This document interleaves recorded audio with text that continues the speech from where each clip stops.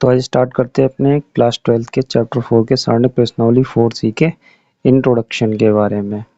ठीक है, छोटा सा इंट्रो है इसका और आसानी से समझ लेंगे, आराम से समझेंगे। देखते हैं, हमने 10th क्लास में त्रिभुज का क्षेत्रफल निकालने का एक फॉर्मूला पढ़ा था।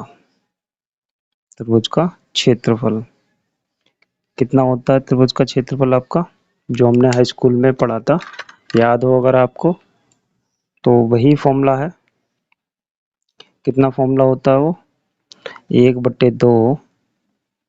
1/2 ब्रैकेट में x1 y2 minus y3 plus x2 y3 minus y1 plus x3 y1 minus y2। ठीक है, ये फॉर्मूला हमने पढ़ा था हाई स्कूल में। ठीक है, त्रिभुज के क्षेत्रफल निकालने का। अब हम इसमें 12th क्लास में हमें त्रिभुज के क्षेत्रफल निकालना है। ये फॉर्मूला कब लगता था? जब हमें उसके निर्देशांक दिए होते थे। क्या दिए होते थे? निर्देशांक। तो निर्देशांक क्या होते हैं आपके? x, y और कितने दिए होते थे? 3, x1 y1 x2 y2 और x3 y3। ये 3 निर्देशांक दिए होते थे, तभी हम उसका फॉर्मूला ये वाला यूज करते थे। तो यहाँ भी कुछ ऐसा ही है, 3 फॉर्मूले दिए होंगे, 3 निर्देशांक दिए होंगे और हमें त्रिभुज का क्षेत्रफल निकालना है। तो इसी फॉर्मूले से हम सारणिक विधि से त्रिभुज का क्षेत्रफल निकालेंगे। निर्देशांक दिए होंगे आपको त्रिभुज के, तीनों पॉइंट्स के बिंदु के निर्देशांक हैं। त्रिभुज ऐसा होता है, कोई ऐसा भी त्रिभुज हो, 3 ही शीर्ष होते हैं, ए बी एंड सी। इन तीनों पॉइंट्स के क्या दिए होंगे? निर्देशांक। तो उन निर्देशांकों की मदद से हमें क्षेत्रफल निकालना है। अब ये फॉर्मूला हम यूज करते थे हाई स्कूल में, लेकिन हमें यहाँ पे यूज करना है सारणिक विधि से। तो जब हम सारणिक विधि से इसे निकालते हैं तो क्या होता है? त्रिभुज का क्षेत्रफल बराबर 1/2 सारणिक बनाएंगे अब, और इसी को लिखेंगे, इसी फॉर्मूले को पहले कॉलम में लिखेंगे x1 x2 x3। कॉलम में x रहेगा पहले में, दूसरे कॉलम में y रहेगा आपका y1 y2 y3। ठीक है, और तीसरे कॉलम में आपका 1 1 1 रहेगा। इस बात का याद रखेंगे, ये फिक्स होता है 1 1। अगर आप इसका प्रसार करेंगे तो आपका ये वाला ही फॉर्मूला आ जाएगा। ठीक है, इस फॉर्मूले को हम यूज करके त्रिभुज का क्षेत्रफल निकालेंगे। तो आसान है, ठीक है, आराम से निकल सकता है। तो ये देखते हैं कैसे लगता है, ये क्वेश्चन करते हैं। ठीक है, आपको निर्देशांक दिए हुए हैं। क्या निर्देशांक दिए हुए हैं? 3,8 -4,2 और 5,1। ठीक है, तो x1 कितना है? 3, ये x1 ये y1, और y1 कितना है? 8, x2 कितना है? -4, y2 कितना है? 2, x3 कितना है? 5, y3 कितना है? 1। तो हम फॉर्मूला यूज करेंगे। ठीक है, सारणिक विधि से इसे निकालेंगे।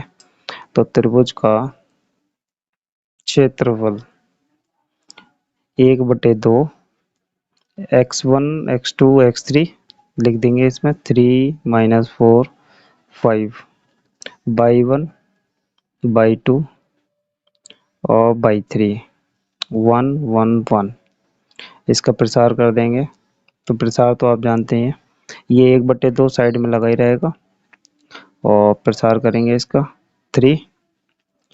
ये वाली कॉलम खत्म हो जाएगा और ये वाली पंक्ति खत्म हो जाएगी, रो।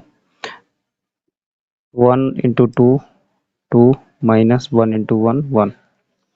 इस वाले पे माइनस का साइन आएगा, ये वाली कॉलम खत्म हो गया, ये वाला रो खत्म हो गया, तो 1 × 4 -4, 5 × 1 5, माइनस रहेगा ब्रैकेट के अंदर और प्लस का 1 आएगा। ये वाला कॉलम खत्म, ये वाली रो खत्म हो गई, पंक्ति खत्म हो गई आपकी, तो ये बचा -4 -8। ठीक है, तो 4 5 2 जो 10, तो यहाँ कितना आएगा 10 आएगा, 10 हो गया ये। अब हम इसको सॉल्व करते हैं, तो सॉल्व करने के बाद में हमारे पास कितना बनता है देखते हैं। 1/2 1 बचा, ये 3 हो गया, ये 9 हो गया और ये 72 हो गया प्लस का। यहाँ से कितना हो गया 14 माइनस का 14, ये कितने हो गए 17 और इसमें से कम कर देंगे तो आपके कितने हो जाएंगे, माइनस ये 17 नहीं, ये 11 हो गए, 11 में से 11 इसमें से माइनस कर देंगे तो कितना रह जाएगा आपका 61 61/2 वर्ग इकाई। क्योंकि क्षेत्रफल क्या होता है स्क्वायर में ही होता है, स्क्वायर यूनिट होता है, तो ये यूनिट है, कोई भी यूनिट हो सकती है, सेंटीमीटर इंच फीट कुछ भी। ठीक है, तो इस तरीके से हम त्रिभुज का क्षेत्रफल सारणिक विधि से निकाल सकते हैं। नेक्स्ट देखते हैं क्या है इसमें। तो अगला टॉपिक है संरेख का। तो आपको 3 पॉइंट दे रखे होंगे। संरेख होता क्या, संरेख का मतलब है 3 पॉइंट, कोई भी 3 बिंदु, कोई भी 3 बिंदु वो क्या हो, एक लाइन में हो, एक रेखा में स्थित हो। ठीक है, एक लाइन में अगर ये तीनों पॉइंट हैं तो वो क्या कहलाएंगे, तीनों बिंदु संरेख कहलाएंगे, संरेख। ठीक है, तो कौन से 3 पॉइंट, जैसे आपको दिया होगा x1 y1 x2 y2 x3 y3। हाँ, ये त्रिभुज के ही बिंदु के निर्देशांक दिए होंगे, तो उसी के ही ये पॉइंट हैं। अब इन तीनों से हम क्या निकालेंगे, त्रिभुज का क्षेत्रफल। त्रिभुज का क्षेत्रफल, और त्रिभुज का क्षेत्रफल जब हम निकालते हैं तो वो आता है 0। क्यों आता है, मान लीजिए आपके पास ये 3 पॉइंट हैं, एक ये है, एक ये है, एक ये है, ये A है, ये B है, ये C है, तो अभी ये एक लाइन में है तो ये संरेख हो गए। अब मैं B वाले पॉइंट को उठा के यहाँ रख रहा हूँ, A को रख लीजिए, मैंने A को यहाँ ऊपर रखा, A वाला मैंने यहाँ रख लिया, B और C मैं वहीं रहने देता हूँ, B और C, तो इन्हें मिलाइए, ये मिलाया, ये मिलाया और ये मिला दिया, तो ये क्या बन गया, त्रिभुज बन गया। अब मान लीजिए B वाला हटा लीजिए यहाँ से, तो B वाला उठा के रखते हैं हम, जैसे हमने यहाँ रखा B वाला, ये आपका ये हो जाएगा यहाँ पे, ठीक है ना, तो ये A वाला यहाँ पे हो गया और फिर C वाला आपका यहाँ पे हो गया। अब इनको ज्वाइन करिए, ये जोड़ दिया और ये भी कर दिया, तो त्रिभुज बन गया। तो इससे हमें एक बात पता चलती है, अगर इन तीनों में से कोई भी पॉइंट लाइन पे नहीं है तो त्रिभुज बनाएंगे वो, फिर तीनों बिंदु अगर एक लाइन में नहीं है कोई भी एक पॉइंट तो वो क्या बनाएंगे, त्रिभुज बनाएंगे।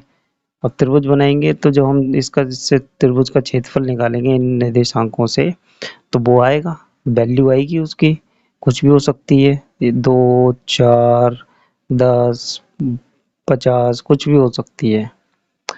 और मान लो उसका क्षेत्रफल 0 आया, त्रिभुज का क्षेत्रफल 0 आया, तो उसका मतलब क्या हो रहा है कि उस त्रिभुज का क्षेत्रफल है ही नहीं, ये क्षेत्रफल है, ये एरिया घेर रहा है, तभी तो ये वैल्यू आ रही है, ये जगह घेर रहा है, ये आकृति जगह घेर रही है, तभी इसकी वैल्यू आ रही है। जब ये आकृति जगह ही नहीं घेरेगी तो कितना आएगा क्षेत्रफल, 0।